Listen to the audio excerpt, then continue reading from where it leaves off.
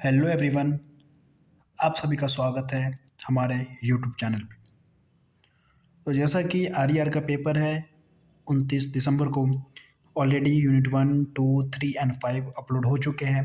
तो ये last unit हम लोग कर रहे हैं, यूनिट 4। यूनिट 4 हमारा जो यूनिट है बहुत ही ईजी है, ज़्यादा टॉपिक्स हैं नहीं इसके अंदर, गिन के 3-4 टॉपिक ही है बस, उसी को पढ़ेंगे हम लोग। तो जो पहला टॉपिक है वो है थर्मो इलेक्ट्रिकल कन्वर्जन, जिसको हम लोग थर्मो इलेक्ट्रिक भी बोलते हैं। देखते हैं क्या ये। थर्मो इलेक्ट्रिकल कन्वर्जन में हीट एनर्जी को डायरेक्टली इलेक्ट्रिकल एनर्जी में कन्वर्ट किया जाता है यूजिंग फीडबैक इफेक्ट। हम लोग क्या करते हैं, जो भी हमारा जो हीट एनर्जी होता है, जैसे heat in the form of fire, sunlight, जो भी चीज़ें होती हैं उनको क्या करते हैं, हम डायरेक्टली हम लोग क्या करते हैं, इलेक्ट्रिकल एनर्जी में कन्वर्ट करते हैं। और हम लोग यहाँ पे फीडबैक इफेक्ट का यूज़ करते हैं।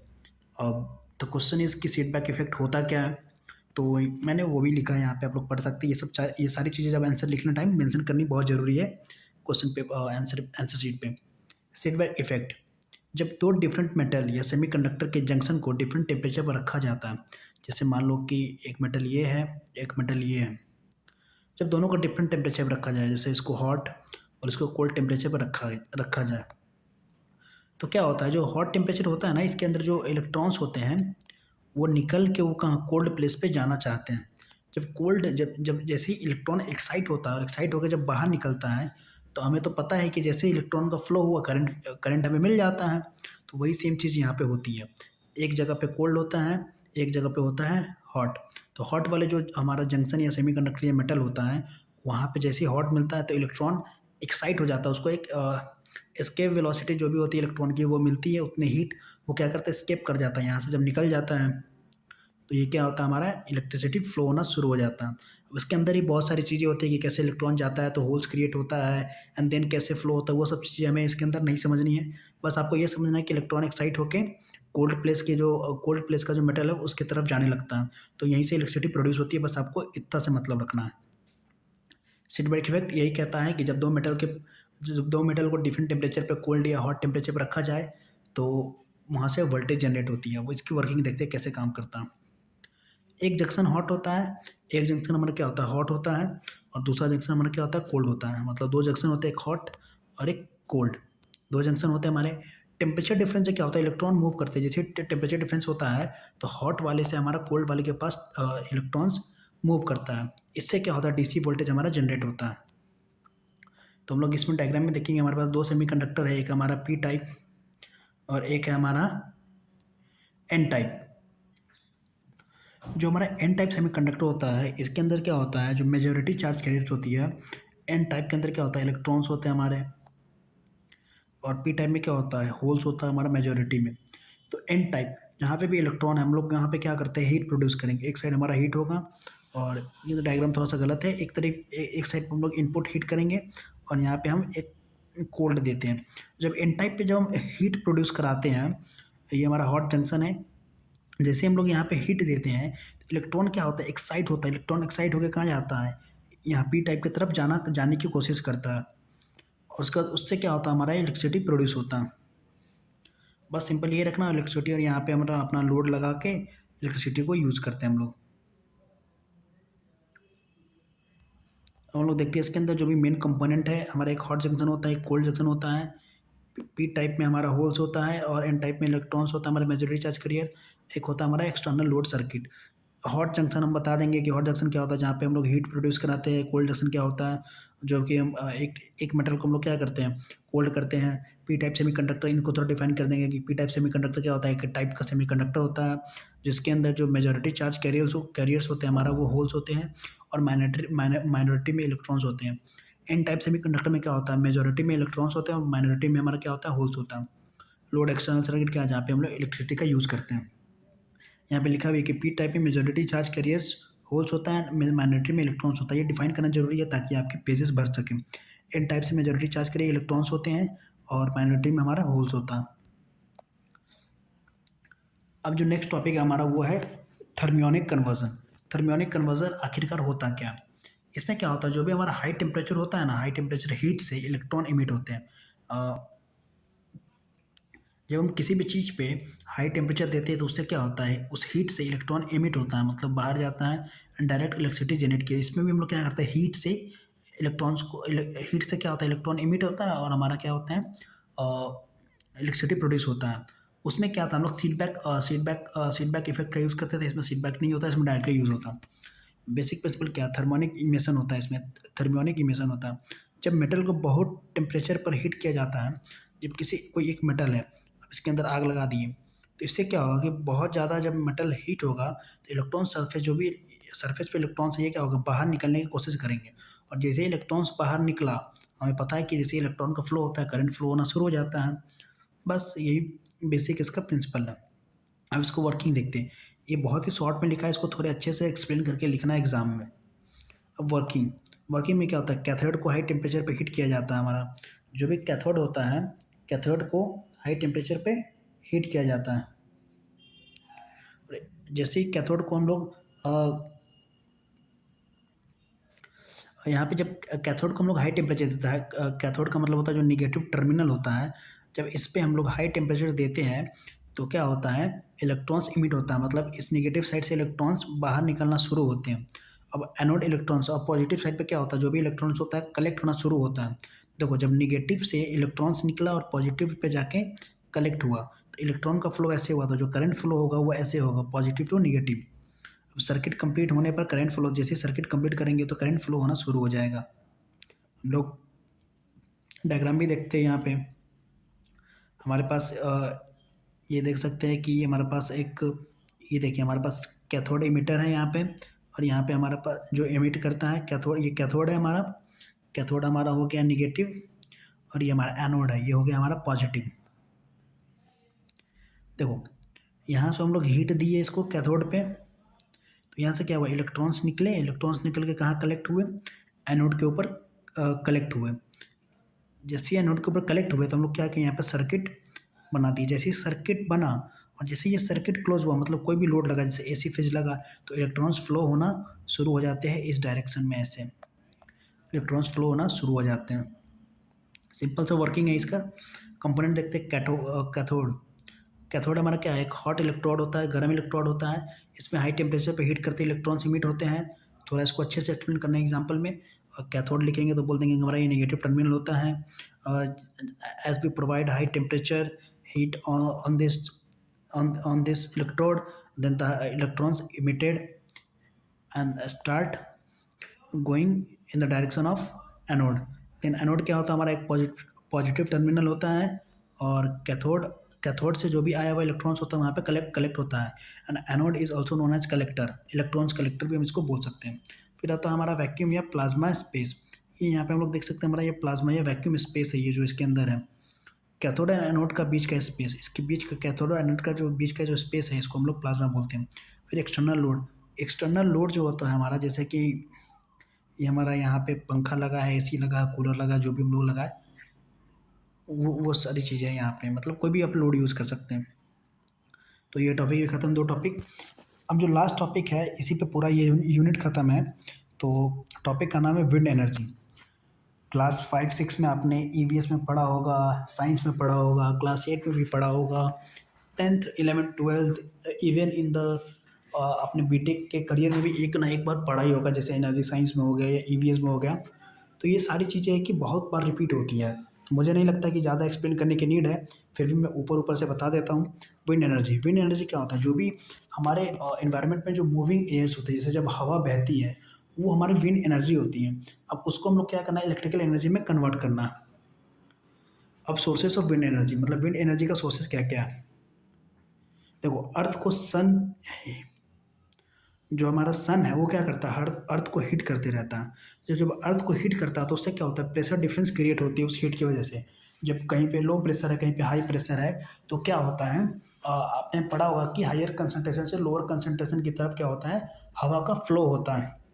तो जहाँ पे हाई प्रेशर होता है वहाँ से हवा निकलती है और लो प्रेशर की तरफ बहती है। तो जब प्रेशर मूवमेंट होती है तो वहीं पर क्या होता है, विंड क्रिएट होती है।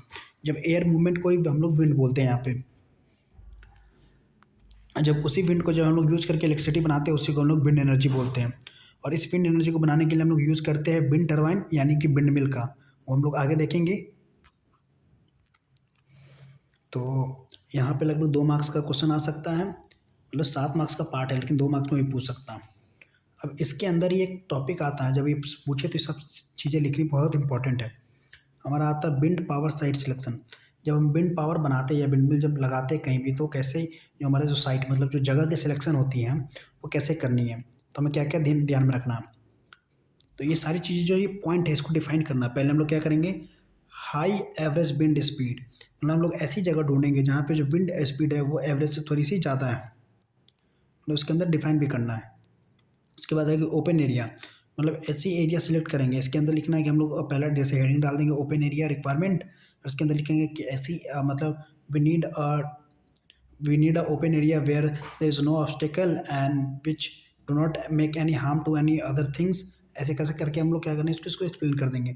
अब होता है near grid connectivity. Grid connectivity मतलब होता है कि जैसे समुद्री इलाके में या जहाँ नदियाँ हैं जहाँ पे ग्रिड आपस मतलब आके कनेक्ट होती हैं।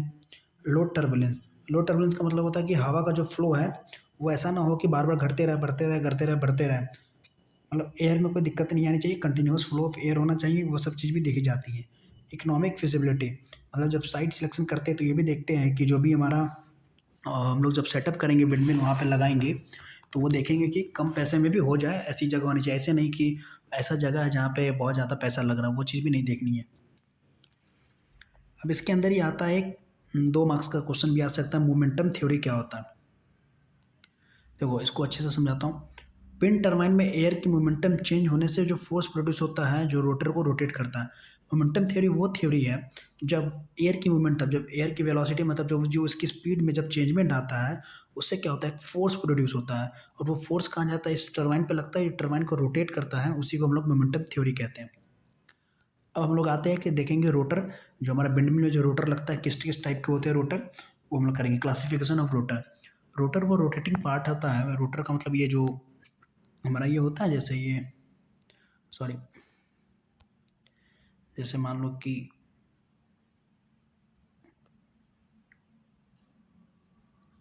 ये हमारा हो गया रोटर, जिसको हम लोग टरबाइन भी बोलते हैं एक तरीके से, और यहाँ से ऐसे जनरेटर लगा होता है। तो अब बेस्ड ऑन एक्सिस रोटेशन, मतलब जो एक्सिस रोटेशन है, मतलब जो एक्सिस यहाँ पे जो लगी रहती है, जैसे जो मान के चलो कि टरबाइन है। अब इस एक्सिस के रोटेशन पे दो तरह के होते हैं, एक होता है हॉरिजॉन्टल, एक होता है वर्टिकल। रोटर एक्सिस ग्राउंड के पैरेलल होता है। जो भी हमारा ग्राउंड, जैसे मान लो ये ग्राउंड है तो उसके ऐसे पैरेलल होता है, हमारा पैरेलल लगा होता है, उसी को हम लोग बोलते हैं ब्लेड्स। एरोप्लेन विंग जैसे होते हैं, जो भी हमारा ब्लेड्स होता है टरबाइन का, वो एरोप्लेन के विंग जैसे होते हैं, हाई एफिशिएंट होते हैं, और ज़्यादातर कहाँ यूज़ होते हैं, कमर्शियल विंड फार्म्स में यूज़ होता है इसका। फिर आता है vertical axis wind turbine. Rotor axis ground के परपेंडिकुलर होता है, जो हम लोग यूज़ करते हैं अभी, जैसे भी डायग्राम बनाया था ये वाला, ये हमारा होता है vertical axis wind turbine.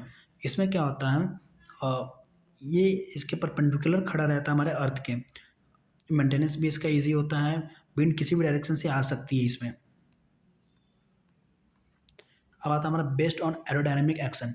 Aerodynamic action का मतलब होता है जो उसकी डिज़ाइन होती है, मतलब एयर का फ्लो कैसे उस पर इम्पैक्ट करेगा उसके बेसिस पे। तो हमारा पहले lift type rotor lift force के प्रिंसिपल पर काम करता है। लिफ्ट फोर्स का मतलब होता है जैसे कि मान लो कि अपने एरोप्लेन्स के जब विंग देखे होंगे तो वो ऐसे डिज़ाइन होते हैं,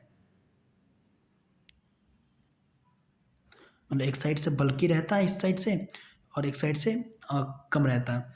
तो जब मान लो कि हवा का फ्लो हो रहा है, तो जब हवा का फ्लो होता है तो जब ऐसे देखो, जैसे ऊपर से भी फ्लो हो रहा है और नीचे से भी फ्लो हो रहा है, तो नीचे से क्या होता है, एक लिफ्ट देता है, तो इसी को हम लोग लिफ्ट फोर्स बोलते हैं। जैसे मान लो कि इस डायरेक्शन में फ्लो कर रहा है, तो हवा ऊपर से भी जा रही है, ऊपर से भी जा रही है, और नीचे से जो हवा जाती है वो एक लिफ्ट फोर्स प्रोड्यूस करती है। जैसे आप कभी जाते हैं तो जैसे ये मान लो कि गाड़ी का खिड़की, आप हाथ निकाल के बाहर, कभी हाथ को इस डायरेक्शन में ऐसे रखना, जैसे प्लेन का रहता है, देखना आपका हाथ थोड़ा ऊपर जाएगा, वो लिफ्ट फोर्स लगती है नीचे की तरफ।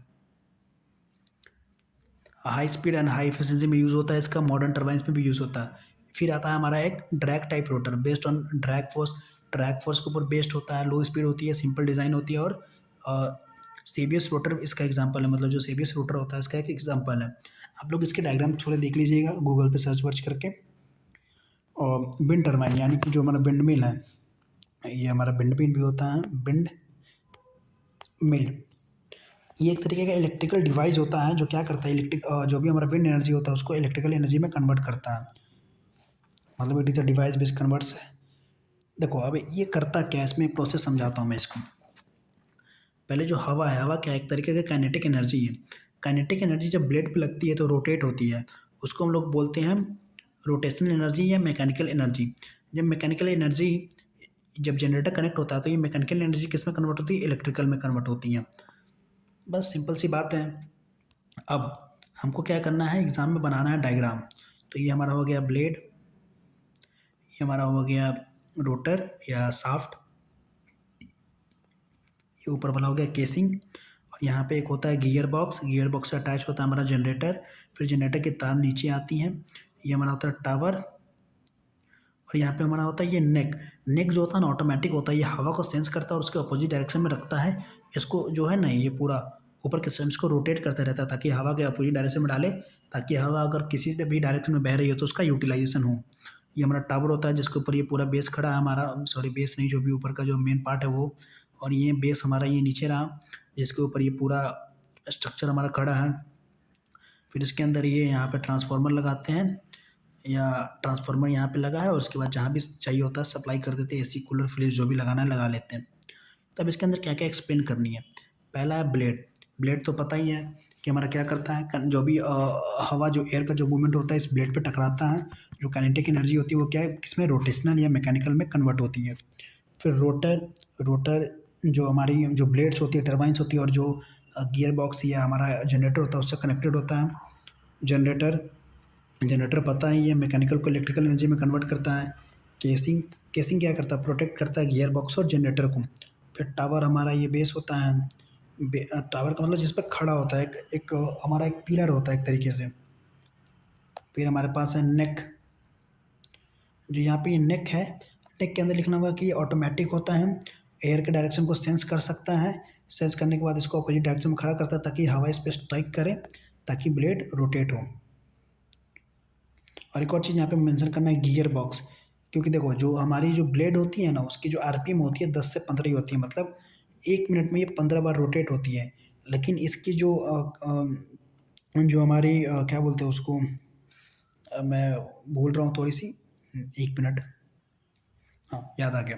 जब हम लोग जब ये मतलब इसका जो टॉर्क होता है बहुत ज़्यादा ही टॉर्क होता है, मतलब जो रोटेटिंग फोर्स होता है इसका बहुत ज़्यादा होता है। तो इसमें क्या करते हैं हम लोग, गियर का यूज़ करते हैं। गियर क्या करता है, जनरेटर तक पहुँचते पहुँचते आरपीएम बढ़ा देता है ताकि जनरेटर ज़्यादा मूव करे, ज़्यादा इलेक्ट्रिसिटी प्रोड्यूस करे। तो यही सब चीज़ों को एक्सप्लेन कर देना है एग्जाम के अंदर। अब हम लोग थोड़ा देख लेते हैं कि विंड कंसंट्रेशन क्या होता है। तो विंड कंसंट्रेशन मतलब फोकस्ड करना। अब जैसे मान लो कि ये विंड मिल है तो हवा ऐसे आएगी, मतलब ऊपर से जाएगी, इधर जाएगी, उधर जाएगी, कहीं भी टकराएगी, क्योंकि हवा है उसका कोई एक फिक्स डायरेक्शन है नहीं। तो विंड को नैरो पैसेज, मतलब एक नैरो पैसेज बनाया जाता है। जैसे मान लो कि ये विंड आ रही है ऐसे ऐसे ऐसे ऐसे ऐसे, अगर हम लोग एक काम करें कि यहाँ पे एक कोनिकल शेप का कोई चीज़ लगा दे, जैसे अच्छे से समझते हैं इसको। जैसे मान लो ये विंड का डायरेक्शन है, ठीक। तो विंड का डायरेक्शन तो कहीं से भी फ्लो कर सकता है। सपोज डैट हमने इसको कंसंट्रेट कर दिया। कंसंट्रेट का मतलब होता है एकत्रित कर देना, एक जगह पे फोकस कर देना। जैसे कि मान लो कि हमारा एयर है, और ये हमारा एक, हमने कॉनिकल शेप का कुछ ऐसा बना दिया है कि हवा अगर इधर आई भी तो यहाँ पे टकरा के यहाँ से जाएगी, यहाँ टकरा के यहाँ से जाएगी।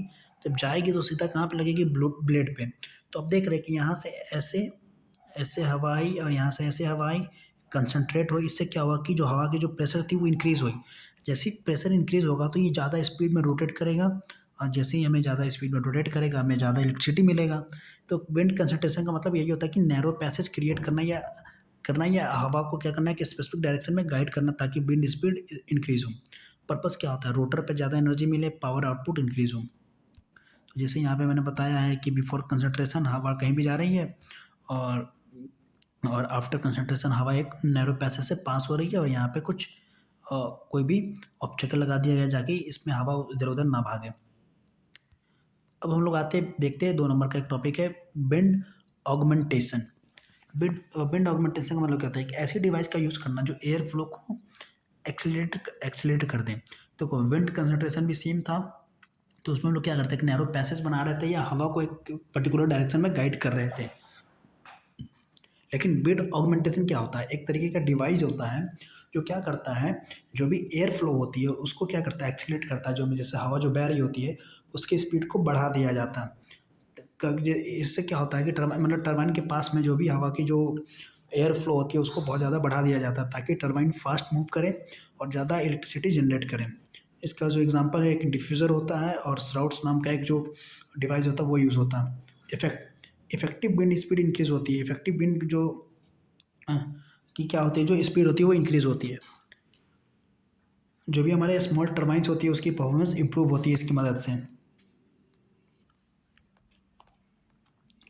अब हम लोग देखते हैं विंड कैरेक्टरिस्टिक। विंड का कैरेक्टरिस्टिक क्या है, पहला है कि विंड स्पीड, जो भी पावर होता है वो डायरेक्टली प्रोपोर्शनल होता है कि इसकी विंड स्पीड के की पावर 3।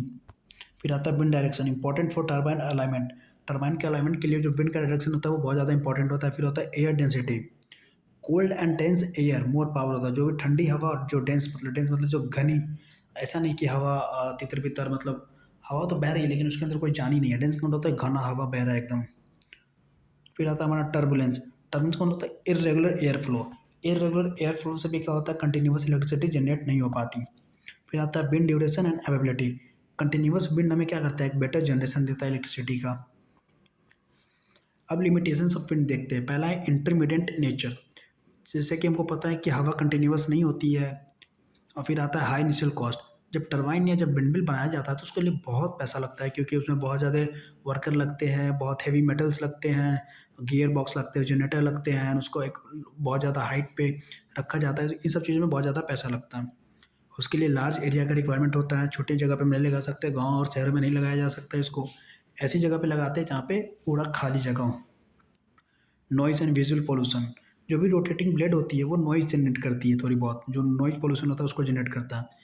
इन्वायरमेंटल इशू भी करता है, जैसे कि जैसे मान लो कि जब विंडमिल चलता है तो बर्ड्स ये लोग ट्रैवल करते हैं तो क्या कर सकते हैं, वो विंड जो भी उसका रोटर है उसके अंदर आ सकते हैं और उनकी मृत्यु हो सकती है। तो थोड़ा बर्ड कोलिजन प्रॉब्लम भी रहता है। तो यहाँ पे हो चुका हमारा यूनिट 4 भी कंप्लीट। इसके अंदर यही है, बस इंपॉर्टेंट क्या करना है, हमें पढ़ना है wind energy, site selection, windmill, और ये हमारा लिमिटेशन एंड कैरेक्टरिस्टिक्स। और थोड़ा देख लेना है रोटर के जो टाइप होते हैं based on rotor axis. Horizontal हमारा होता है, वर्टिकल होता है, और उसके बाद दो तीन और थे मैं भूल रहा हूँ शायद। उसके बाद हमारे पास अब ये भी थे बेस्ड ऑन एरोडायनेमिक एक्शन, मतलब उसका शेप कैसा हो। तो दो तरह के होते हैं, लिफ्ट टाइप रोटर और drag type rotor. Classification of rotor था। विंड पावर साइड सिलेक्शन देख लेना है एक बार, विंड एनर्जी देख लेना है, और ये थर्मियोनिक कन्वर्जन, और ये तीन ही टॉपिक है इसके अंदर, वो तीनों बहुत ही इंपॉर्टेंट है। तो यहाँ पे आर का यूनिट सारी खत्म होते हैं। नोट्स चाहिए तो आपको जाना पड़ेगा AKTrանկers.in पे। आप लोग जैसे ही जाएंगे AKTrանկers सर्च करेंगे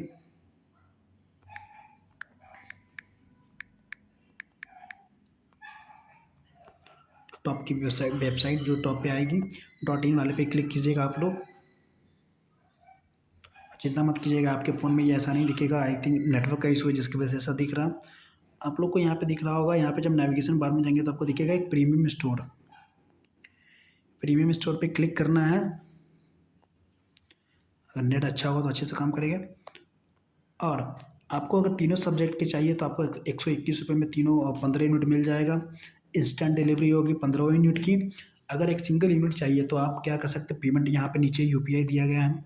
अगर इस पर क्लिक करने पे काम नहीं कर रहा तो आप इसको कॉपी कर सकते हैं। यहाँ से कॉपी कर लेंगे। कॉपी करने के बाद जो UPI आपने पेस्ट करके वहाँ पे पेमेंट करके, और जो भी यहाँ पे टेलीग्राम का स्क्रीनशॉट है वहाँ पे आप लोग क्या कर सकते हैं, अपलोड कर सकते हैं। सिंपली जाना है और अपलोड करना है, सब्जेक्ट नेम और यूनिट बता देना कौन सा चाहिए। 10 से 15 मिनट के अंदर आपको नोट्स मिल जाएगी। तो मिलते हैं फिर अगले वीडियोस में।